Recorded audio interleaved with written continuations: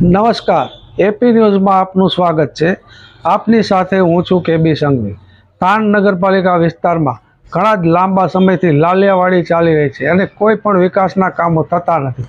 જે થાય છે તેમાં પણ 17-15 એટલે કે ભંગારના કામો થઈ રહ્યા છે અને પૂરેપૂરી ગ્રાન્ટને ઓયા કરી દેવામાં આવી રહી છે। ત્યારે થાન પંથકમાં થાનના નગરપાલિકા વિસ્તારમાં એક પુલ બની રહ્યો છે, જેનું કામ છેલ્લા 7 વર્ષથી ધીમી ગતિએ ચાલી રહ્યું છે।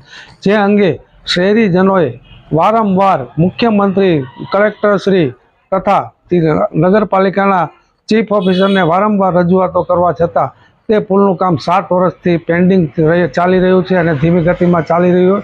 પ્રજાજનો, શહેરીજનો દોજખનો અનુભવ કરી ચૂક્યા છે। આ 7 વર્ષમાં માંદગી હોય કે બીમારી હોય, બીજા કારણોસર એમને શહેરમાં આવવું હોય તો લાંબા રૂટમાં ફરી આવવું પડતું, જેના કારણે પેટ્રોલ તથા નાણાં તથા સમયનો વ્યય થતો હતો। ત્યારે જિલ્લા કલેક્ટર કેસી સંપત દ્વારા થાન મામલતદાર કચેરી પાસે વહીવટદાર NR પટેલ, ચીફ ઓફિસર, ભાજપના આગેવાનો, કોંગ્રેસના આગેવાનો, આપ પાર્ટીના આગેવાનોની એક બેઠકનું આયોજન કરવામાં આવ્યું હતું, જેમાં શહેરમાં ચાલતા અને હવે પછી કરવામાં આવનાર વિકાસ કામોની વિસ્તૃત ચર્ચા કરવામાં આવી।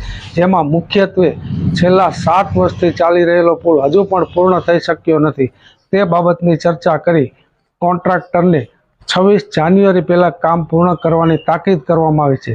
જ્યારે રેલવે નીચે એક અંડરગ્રાઉન્ડ નાળું બનાવવામાં આવેલું છે, તે નાળાનું પણ તપાસ કરી તેને પણ ઝડપી પૂર્ણ કરવાની સૂચના આપવામાં આવી છે। જ્યારે ગટરના કામો, લાઇટ, પાણી વગેરેના કામો માટે પણ જરૂરી સૂચનાઓ આપવામાં આવી છે। ત્યારે શહેરીજનોમાં ચર્ચા રહ્યું છે કે તંત્ર દ્વારા 7 વર્ષ સુધી શહેરીજનોને જીવતે જીવ દોજખનો અનુભવ કરાવનારાને હવે ચૂંટણીના ઢમઢોલ વાગી રહ્યા છે, ત્યારે પુલ તાત્કાલિક પૂર્ણ કરવાની ઉતાવળ આવી ગઈ છે અને તાત્કાલિક પૂર્ણ કરવા માટે સૂચનાઓ આપવામાં આવી છે। તો અત્યાર સુધી આ તમામ વહીવટી તંત્રો ક્યાં હતા?